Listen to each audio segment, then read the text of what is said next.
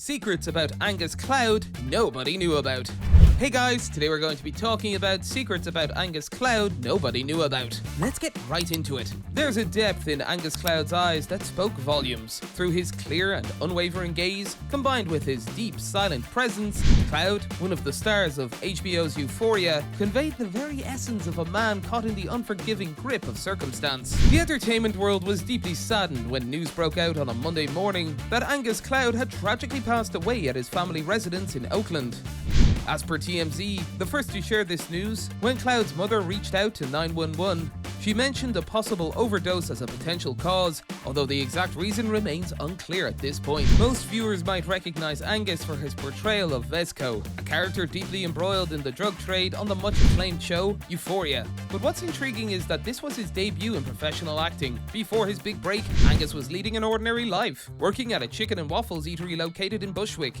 It sounds almost like a fairy tale. One ordinary day, as he ambled down a street, a casting scout singled him out, suggesting he auditioned for a television series they were casting.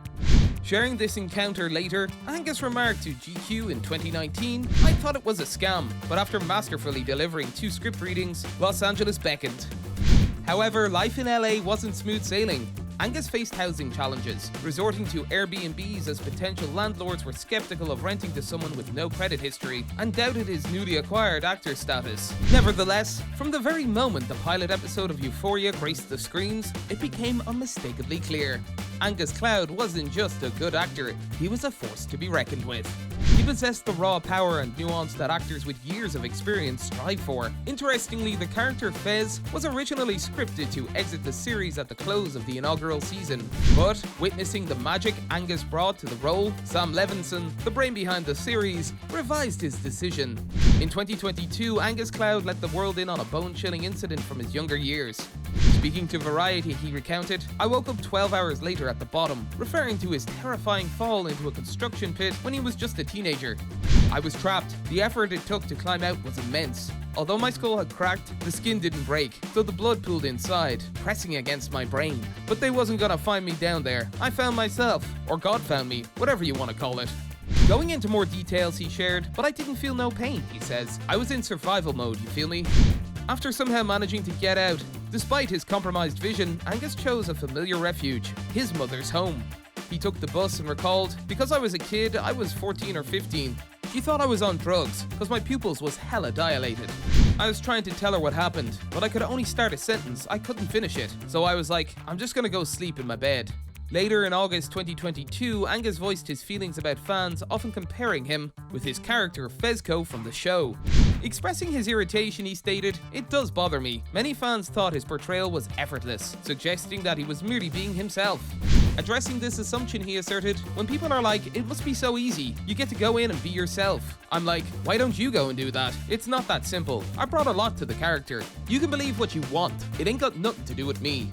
Angus Cloud once conveyed his insecurities about his own performance, sharing, "I hope I did a good job. I ain't trying to be like no one-trick pony, but if I did shit, then it is what it is. I don't know how to act, I just do it." He often found himself in awe of veteran actors, constantly questioning his presence amidst them. He added, "I'm in rooms with people that have been acting their whole life, and I'm like, why am I here? I got imposter type shit." Sadly, the world won't witness his enchanting on-screen performances anymore.